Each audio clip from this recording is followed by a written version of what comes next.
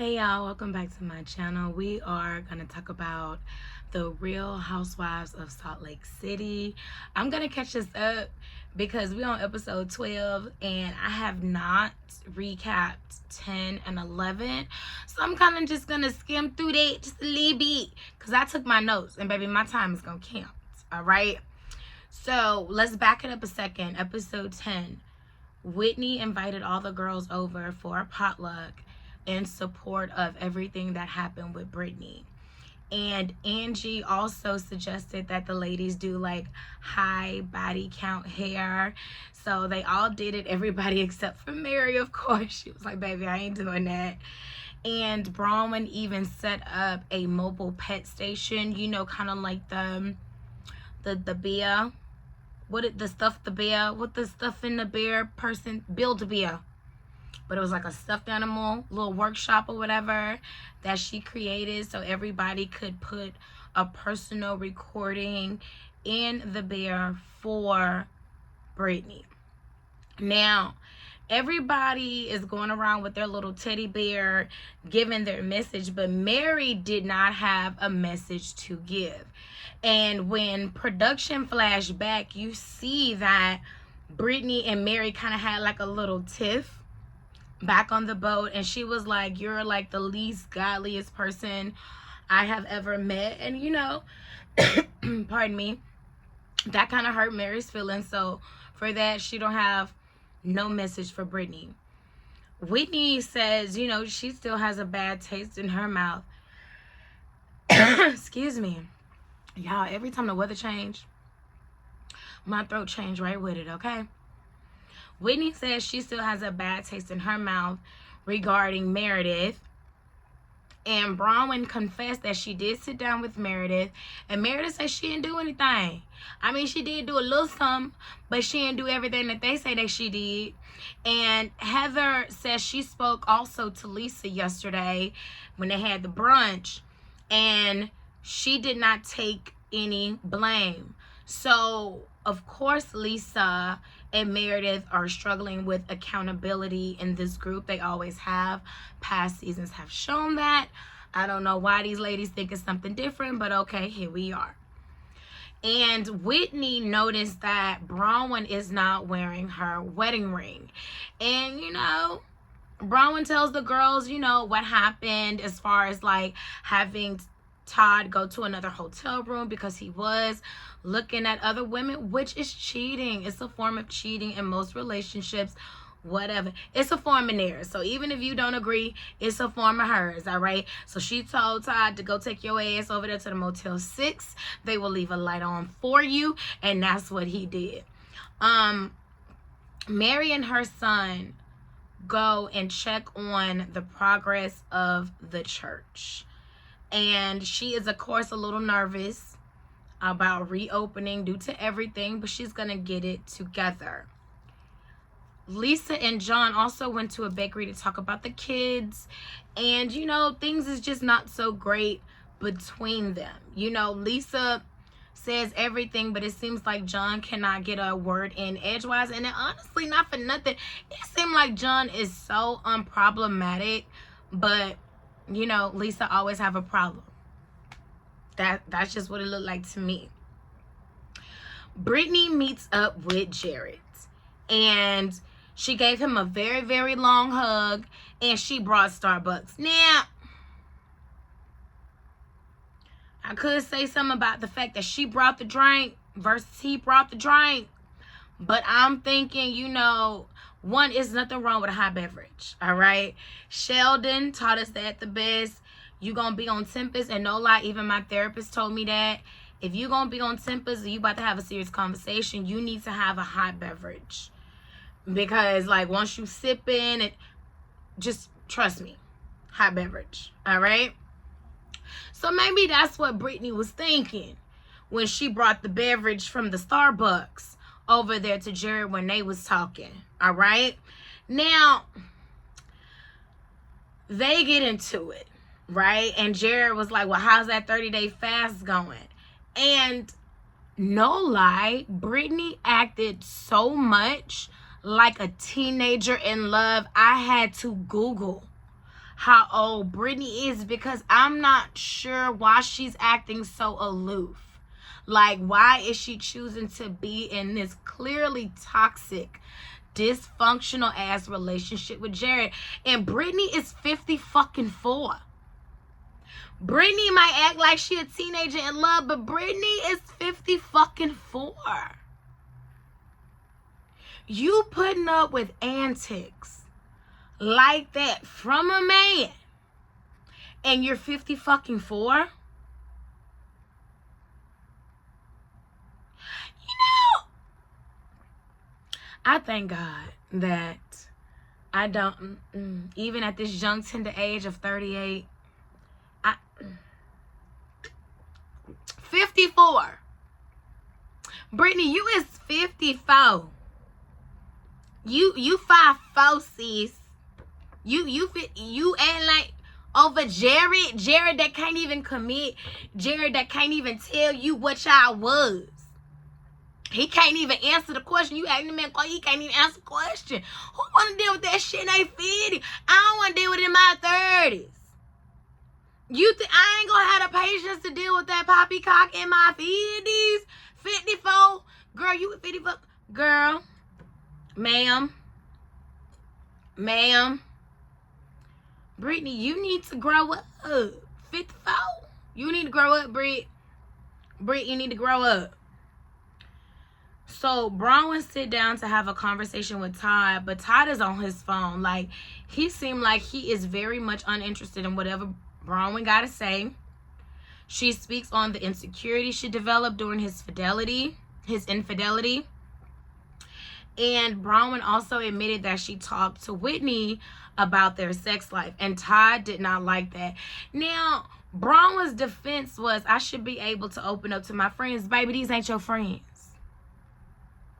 And baby, because like I said, I'm caught up on the episodes. You ain't their friend either, Bronwyn, because I don't like how you threw Whitney under the bus like that. I don't like how you threw Whitney under the bus like that. Whitney had a conversation with you. She didn't have to have a conversation with you. She told you what was what, and then what you do. I don't like that. And then you had the audacity to say, well, if you didn't want me to say nothing, you shouldn't have said nothing to me. Trust and believe.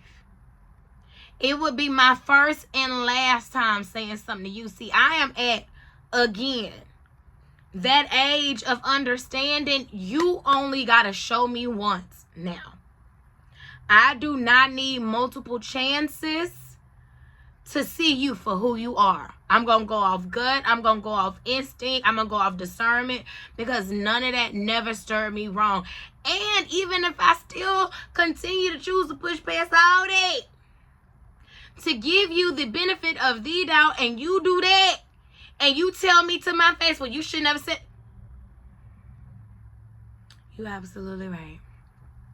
And that's how I would. You absolutely right. You're right. But just know I see you. And you see me, and we see each other. And you better not ever confide in me again. Don't ring my line. Do not ring my line. Bronwyn, you cannot. Bronwyn, girl, I'm starting not to like you. You can't ring my line, sis. You can't ring my line. You can go ahead and stay with your senior citizen that farts. At least Whitney was trying to give you some cool points. She was trying to give you some little, you know. Y'all, it's Mary's church reopening, and she is very, very nervous. And how come her ass can't get in the church though? All right.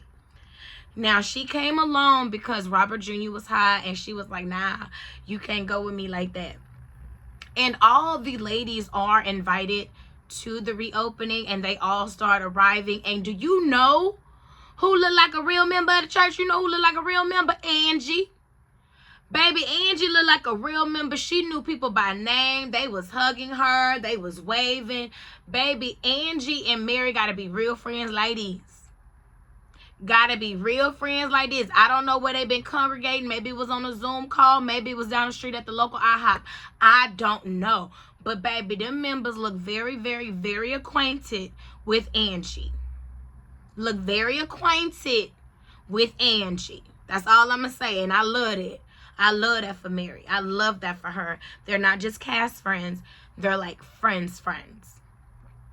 So Meredith and Lisa pulls up, and why do Meredith have a boot on her foot? So Heather Messier is gonna say, did you get that from kicking Brittany? Did you get that from kicking Brittany's chair? That was funny. I was saying that was funny, okay? I would have kicked it at that. And then, the bell rang and it was time for the church services to start. And it did. The ladies took their seats. Mary preached a message. She preached an empowering message, and she gave every lady on the cast a personal message as well. Mary also confided and confessed to her congregation that she was not invited to her mother's funeral. That really hurted her, but she just still, in the end, wondered about her mother's soul. And you know what? That's a real one. Because even though people who have, done me wrong and betrayed me in a way that's been, so hurtful that I wanted to, seek revenge or anything like that, just common human emotions, at the end, I'd be like, I hope they made it to heaven. I don't be wanting that ass whooping that I know God gonna give them to be like that. I don't be wanting it because I know God don't play about me. And Mary was like, baby, okay. She on that list too. And after all the messages that she gave to everybody and confessing that, everybody seemed like they was crying, baby. It wasn't a dry eye. It wasn't a dry eye in the house. It wasn't. So that was the end of episode 10. Then we move into episode 11, and the ladies are leaving the church and they're heading to lunch. And I loved how Mary greeted everybody with a glass of champagne. Dom Perignon, what was it, 2003 I think she liked the 2003 Dom Palm. Okay. Here you go, Dom. All right. That's not Dom. Me personally, I'm not a fan of the Dom Perignon. But, to each his own. To each his own. Or whatever. And she also tells everybody that they going home with a fish. Now, I would have never thought to give anybody a keepsake of a fish, but she might be on to something now. You know what I'm saying? I don't know. Would I want to give the ladies a I don't know. The ladies then start taking their seats, and it's a lot of tension. It's a really, really a lot of tension at the table, and Mary lets them know right off the rip, hey, look, Brittany will not be joining. She is not invited. I actually called her and I told her personally why she wasn't invited. And that's some real shit. That's some real shit. I love the fact that she was very forthcoming and honest. And she handled that like a grown adult. She didn't be like, oh, well, I thought you got the invitation. And, oh, I meant to press send. And I guess I must have forgot to press send. And it was no BS. It was no cockamamie excuse. It was none of that. She really told this lady what it was, this 54-year-old lady, what it is. You said this back on the boat. I did not like that. And because I don't know you like that and we don't rock with each other like that, you ain't coming. You not invited. Sorry, not sorry. Now, Brittany did ultimately apologize while they were on the line together. She did apologize. And Mary says if Brittany can do that, then maybe we all can move forward and apologize and say, hey, I'm sorry if I offended you. That's all you gotta say. If we're grown and you love me and we're friends and I offended you, clearly I don't know, I probably offended you. But you harboring on something and these emotions and this topic that I've been moved on from, that I don't even know that you're still dealing with, when you could just be real enough to say, hey, this you said right there, I did not like that. It hurt my feelings. It did not sit well with me. I would like to talk about it. Yes, let's talk about it. I would love to clear that up. Thank you so much for giving me the courtesy and the respect to be aware of what you thought I did and to correct it. Thank you for telling me what it was and how we can move forward in the future. Everybody has different things. Everybody have different tics, different triggers. And you cannot expect me to know that when I just met you. However, you can educate me on what it is, and I will try my best not to trigger you moving forward. That's how grown people have conversations that want to resolve. Let me add this part. Their differences. If you don't want to resolve your differences and want to continue to be a victim and be like this person, that person, and that, and do all that, then baby, you just want attention. You want attention, but if you want resolution, that requires conversation. That person talk, this person respond. That person rebuttal, this person converse. That's how it go. That's healthy communication. And most of y'all are in y'all 50s. I believe all y'all are in y'all 50s except Bronwyn and Whitney. It look like Mary, Heather, and Whitney. Oh, you know what? And Angie are the only ones that got a little bit of sense. Lisa and Meredith can't stop lying. They can't stop lying, but baby, not everybody got this. Not everybody got this. Then Heather pipes up and says, "Are you listening, Lisa? Are you listening?" And Mary was like, "Oh my God, is this a fight?" Mary is funny. Y'all know I'm only here for Mary. Mary is hilarious. She is still hilarious. And Heather speaks on what happened when they was at brunch together with Lisa. Heather then goes on to say to Lisa, you know, why she feels as though she's in the wrong. And Heather asks Lisa, well, why didn't you go through customs with us? And she was like, what did she say? Global entry. Something about global entry. Now, I ain't gonna lie. I never went nowhere where I needed some global entry, so I don't know what they talking about. They started speaking Cantonese right there. I don't know what they talking about as far as the global entry. But when Whitney, see, I know I peep other shit. All right, I might not have knew what that was, but baby, when Angie and Whitney looked at each other across the table and they spoke with their eyes, I knew what the fuck that was. I knew what that was. I might not know what global entry is, and I will find out. But baby, that look when people say something what I said, I know exactly what that is all too well. I know exactly what that is all too well. And so, of course, Lisa say, oh my God, I forgot I had global entry and I just really needed this space. I put my AirPods in and I was listening to the Kendrick Lamar. And they started laughing talking about Kendrick Lamar. Kendrick Lamar, let me tell you something. That concert was an amazing concert. Like, I was just talking about that the other day when I was rethinking it. Like, rethinking about the memories of, you know, the experience of going there. That was a really dope-ass show. And it came up across my mind because him overseas came across my timeline. So I was like, man, I could see why that tour is very successful, because he really is putting on a great show. Him, SZA, DJ Mustard, great show. Great show. I'm telling you, you're literally on your feet from beginning to end. Beginning to end.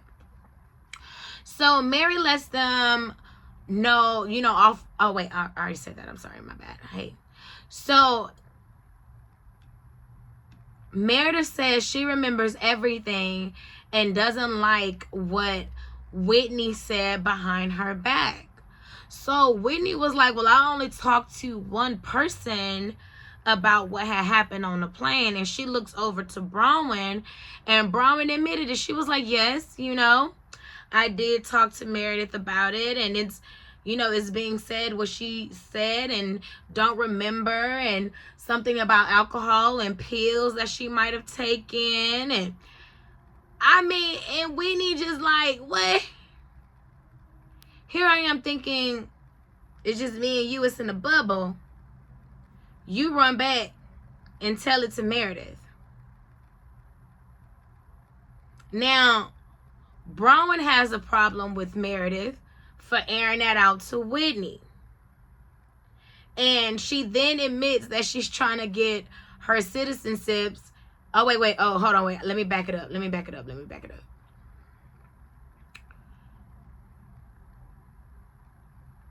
Bronwyn was upset that Meredith aired her out to Whitney. And that was the end of the dinner. Or the lunch. That was the end of the lunch. So then when we come back from commercial break, Bronwyn tells us she is trying to get her U.S. citizenship. And the mother says something about her being an oops baby. Okay? Heather shows off her new office from Wayfair. And she shows it off to her daughters. And they're basically like eyeing the Pullman. Which, to me, that wasn't no eye candy, but to each their own. And when Lisa and Meredith meets up at the nail shop, they talk about a little bit of what happened, and they really agree that Meredith should have a conversation with Brittany. And we get that closer to the end, them having a conversation. Heather, girl, I cannot believe you kept your marital bed for over 20 years. And you've been, divorced for over 6 years? No, ma'am, all that shit gotta go. I cannot believe you waited until now, but yeah, it all gotta go. So while they're moving the old bed, her and Whitney is having a conversation, and Whitney speaks on the fact that she sees similarities between her dad's struggles along with Meredith. So it's kind of like triggering for her. It's a very sensitive topic in her household. Now we have Brittany and her daughter, and they go to counseling. And can I just say the story was just like very, very, very sad. When the daughter spoke on, excuse me, how Brittany was more loving towards the stepkids, towards her own kids, it really spoke volumes. And it was just really, really sad. It was really, really sad. And it really kind of seemed like Brittany didn't have no excuse or no explanation for her behavior. She just kept saying, I'm sorry.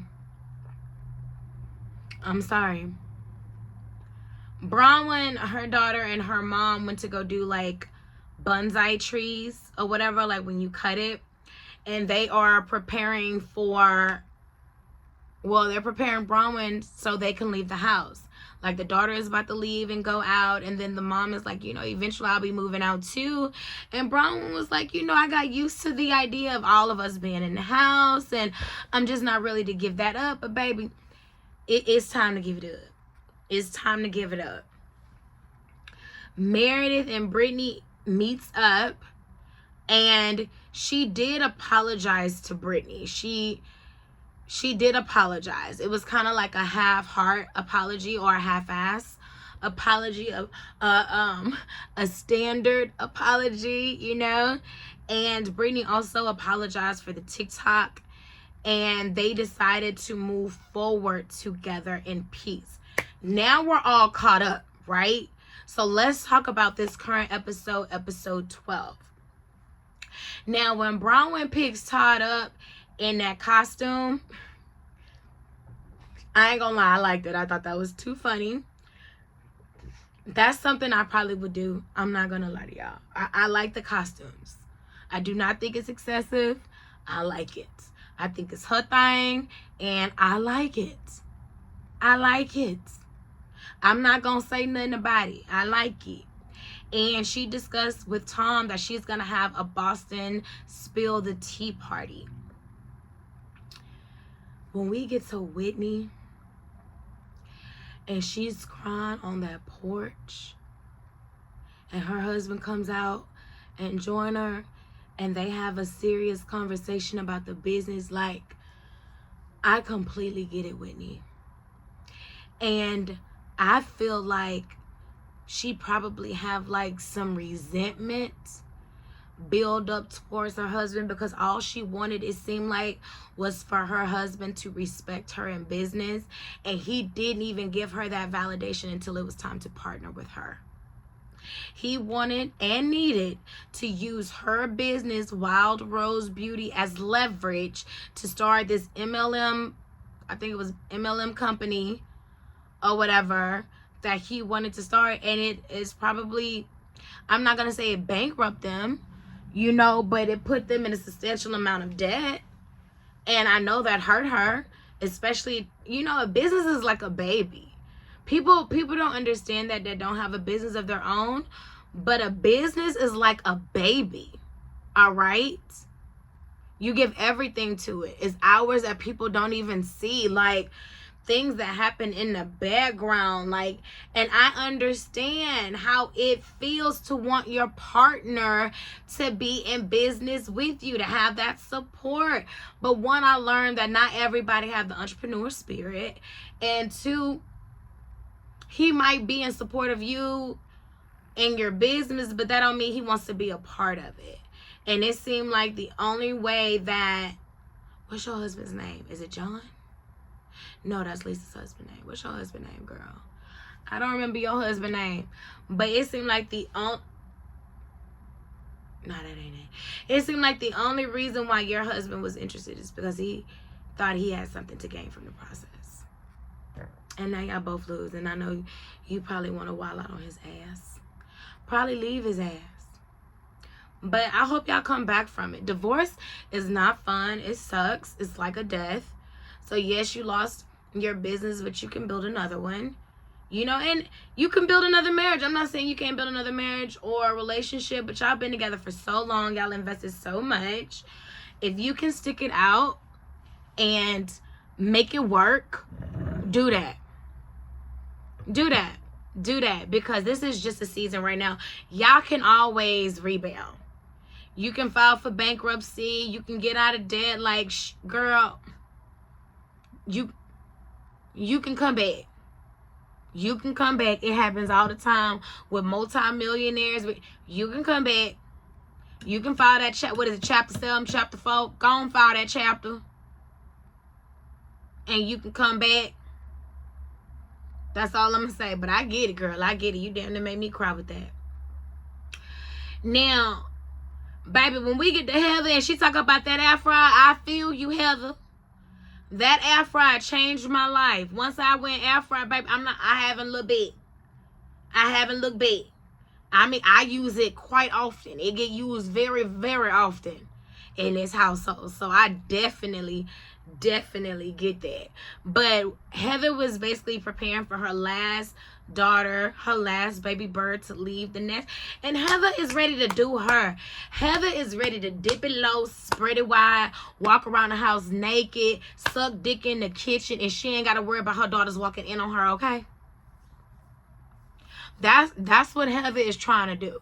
She might not say it on the line. I'm going to say it for her. That's what she's trying to do.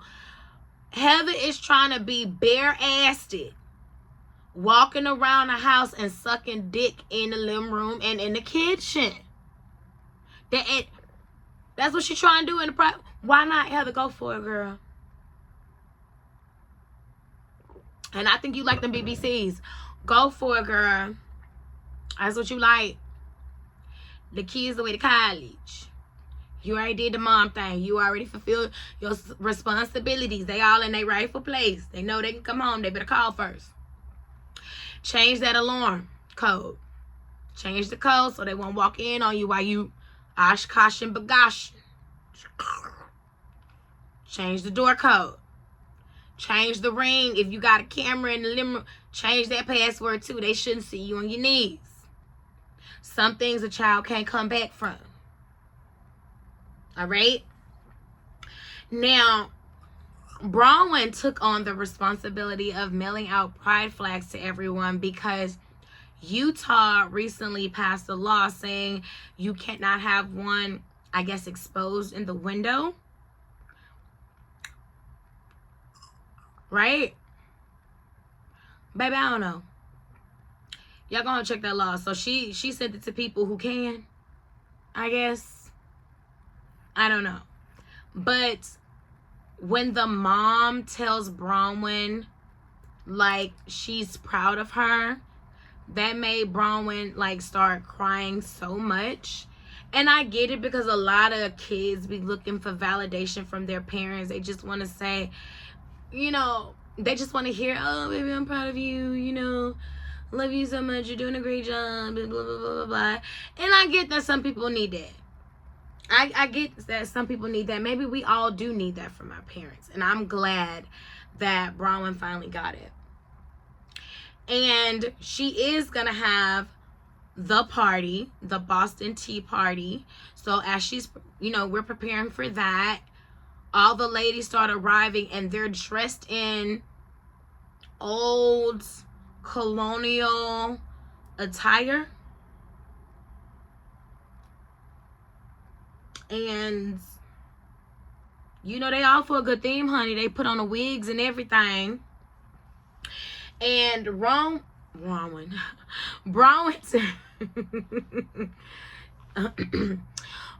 breaks down, you know, the rules of how the spilling the tea is gonna work. So basically, she gave everybody boxes. They write down the tea that they have spilled, I think in front of or behind somebody's back.